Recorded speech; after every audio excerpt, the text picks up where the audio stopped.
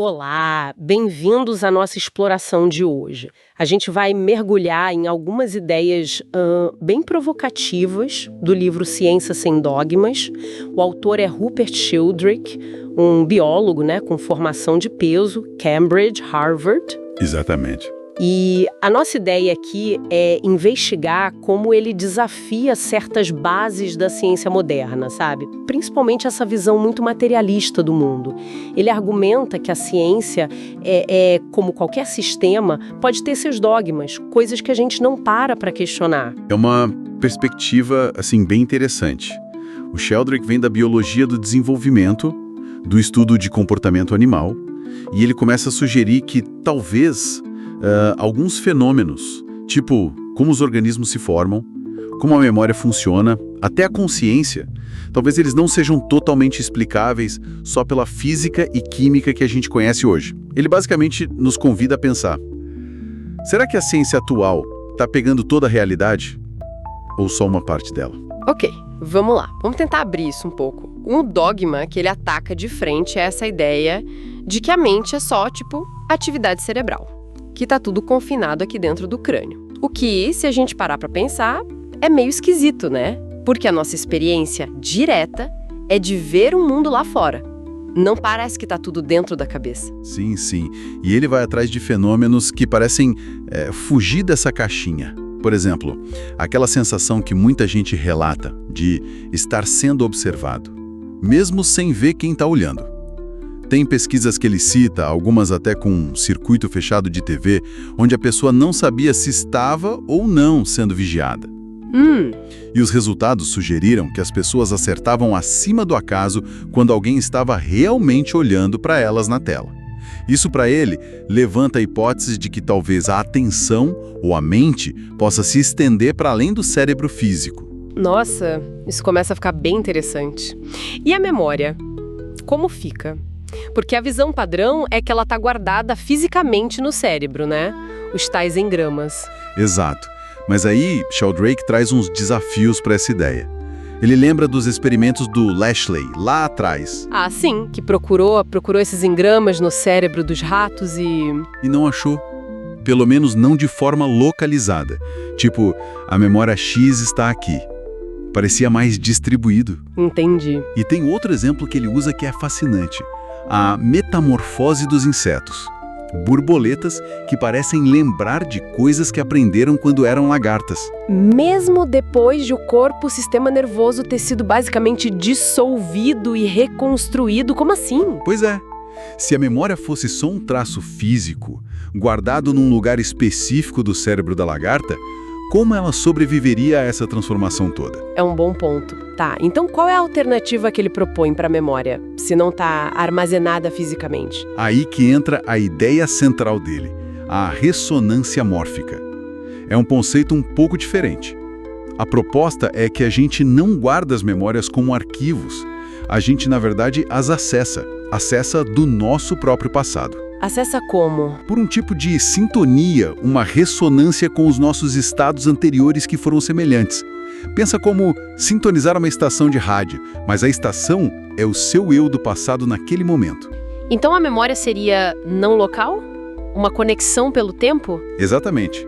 Não estaria fisicamente em você agora, mas você se conectaria com ela através dessa ressonância. Uau! Ok.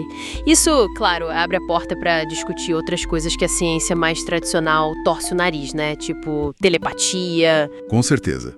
Sheldrake argumenta que esses fenômenos são muitas vezes descartados, mais por dogma, por não se encaixarem no modelo, do que por falta total de evidências ou relatos. Ele cita aqueles casos que todo mundo conhece, né? Tipo, saber quem tá ligando antes de atender o telefone. Sim, os relatos anedóticos são muitos.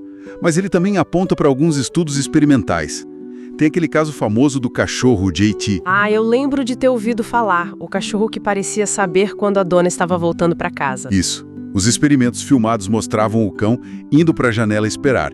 E isso coincidia com o momento em que a dona decidia voltar, mesmo ela estando longe e voltando em horários totalmente aleatórios. Tentaram controlar para não ser rotina, nem cheiro, nem som. E para Sheldrake, isso seria um exemplo de quê? Uma conexão telepática via ressonância? Poderia ser interpretado assim dentro do modelo dele. Sim, uma conexão mental não local entre a dona e o cão. Isso leva a gente para um questionamento ainda mais fundamental que ele faz, sobre as próprias leis da natureza, que a gente aprende que são fixas e mutáveis. Ele cutuca essa ideia também. Ele sugere que talvez as leis da natureza sejam mais como hábitos cósmicos. Hábitos? Como assim? Hábitos que foram se formando e se reforçando ao longo do tempo, justamente por essa ressonância mórfica. O universo, nesse sentido, seria mais como um organismo que aprende e desenvolve padrões, do que uma máquina com regras eternas e pré-definidas. Mas e as constantes físicas? G da gravitação, a velocidade da luz C, elas não são constantes? Então, ele aponta para dados históricos de medições dessas constantes, e ao longo de décadas houve flutuações dos valores medidos. A física padrão geralmente atribui isso a erros de medição, melhoria dos instrumentos, redefinição de unidades. Certo, a explicação convencional. Exato. Mas Sheldrake levanta a possibilidade. E se algumas dessas flutuações fossem reais, e se indicassem que essas constantes não são tão constantes assim, que elas podem variar um pouco, talvez como parte desse processo de formação de hábitos do universo? Entendi a provocação. É uma ideia bem radical. E como isso se aplicaria, sei lá, na medicina? A gente tem uma medicina muito focada no físico-químico, né? Sim. E Sheldrake acha que isso é importante, claro, mas talvez incompleto. Ele destaca muito o poder da mente sobre o corpo, algo que a própria medicina já documenta. O efeito placebo é o clássico. Sim, o placebo é bem conhecido. Mas ele vai além. Cita casos de hipnose, induzindo mudanças físicas bem reais. Tem demonstrações de criar bolhas na pele só com sugestão hipnática. Sério? Bolhas mesmo? Sim, e casos até mais impressionantes, como a melhora ou cura de condições de pele como a ictiose, que é genética, através de tratamento com hipnose. Isso chegou a ser documentado em publicações médicas. Nossa, isso sugere então que uma abordagem mais integrada, que considere a mente, a intenção, talvez esses campos organizadores que ele propõe, poderia ser mais eficaz. Essa é a sugestão dele. Não para jogar fora o que a gente sabe, mas para ampliar o olhar. Talvez a cura envolva mais mecanismos do que só bioquímica. Talvez a mente e esses campos tenham um papel ativo na organização e na saúde do corpo. Então, para a gente amarrar um pouco essa nossa análise, o trabalho do Sheldrake é, no fundo, um grande convite para a gente questionar se o materialismo explica tudo. Ele desenha um quadro de um universo mais conectado. Mente que se estende, memória que ressoa, a natureza com seus hábitos em evolução. É isso. Acho que sim. É um chamado para a ciência ser mais científica, no sentido de investigar o desconhecido sem fechar portas por dogma. Questionar é essencial, né? Quem sabe investigar esses fenômenos, que parecem estranhos, não nos leve a uma compreensão bem mais profunda sobre o que é a consciência, o que é a vida, o que é o próprio universo. Fique então a reflexão, né? E se esses fenômenos que muitas vezes a gente descarta como anomalias, como ilusão, ou só como coisas esquisitas? E se eles forem, na verdade, pistas? Pistas para uma realidade, talvez, muito mais complexa e interligada do que o nosso modelo atual consegue sequer imaginar.